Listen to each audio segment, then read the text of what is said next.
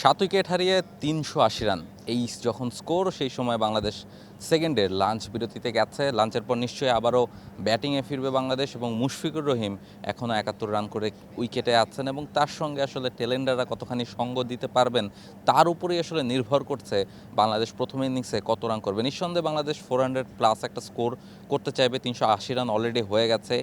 এই সেকেন্ডের যে ফার্স্ট সেশনটা সেখানে 79 রান হয়েছে, 3টা উইকেট হারিয়েছে বাংলাদেশ এবং আরও হয়তো বা সেকেন্ড সেশনে 50-60 রান অ্যাড করতে যাবে এবং মুশফিকুর রহিম যদি সেঞ্চুরিটা করেন এবং টেলেন্ডাররা যদি তাকে সঙ্গ দিতে পারেন সেক্ষেত্রে হয়তো বা 450 কাছাকাছি একটা স্কোরও এখান থেকে করা সম্ভব। হাতে 3টা উইকেট রয়েছে, মুশফিকুর রহিমও আছেন, ফলে তাকে সঙ্গ দেওয়াটা আসলে খুব বেশি ইম্পর্ট্যান্ট। তবে ফার্স্ট ইনিংসে বাংলাদেশের স্কোরটা আরও খানিকটা বড় হতে পারতো, যেভাবে বাংলাদেশ প্রথম দিনে ব্যাটিংটা করেছে।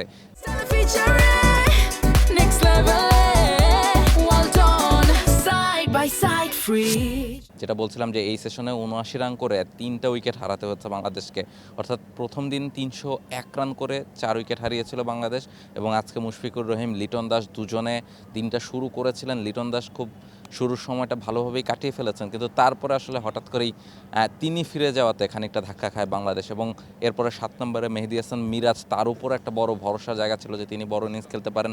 দারুণ শুরু করেছিলেন, একটা ওভার বাউন্ডারি মেরেছিলেন এবং তার পরের বলটাতেই আবার কাট করতে গিয়ে আসলে ক্যাচ আউট হয়ে ফিরেছেন। ফলে মিরাজ যদি আরেকটু দেখে শুনে ব্যাটিংটা করতে পারতেন, আরেকটু যদি সময় নিতে পারতেন, সেক্ষেত্রে হয়তো বা বাংলাদেশের স্কোরটা আরও বড়োর দিকে যেতে পারত। তাইজুল ইসলামও, তিনিও ভালো কিছু শট খেলছিলেন, তবে তিনিও লাঞ্চের কিছুক্ষণ আগেই আউট হয়ে ফিরেছেন।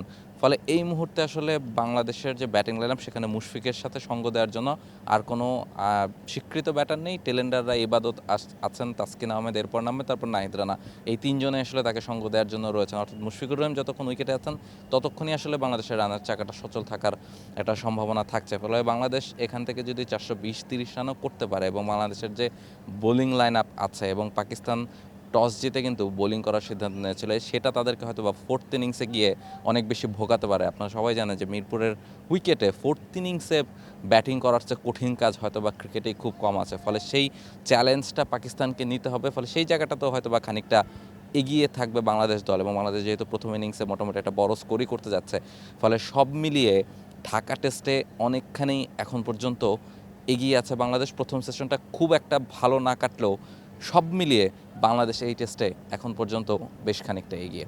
মিরপুর থেকে রাহুল রায়, জি sports. For more updates, subscribe to our YouTube channel and click on the bell icon. Follow us on Facebook and Instagram.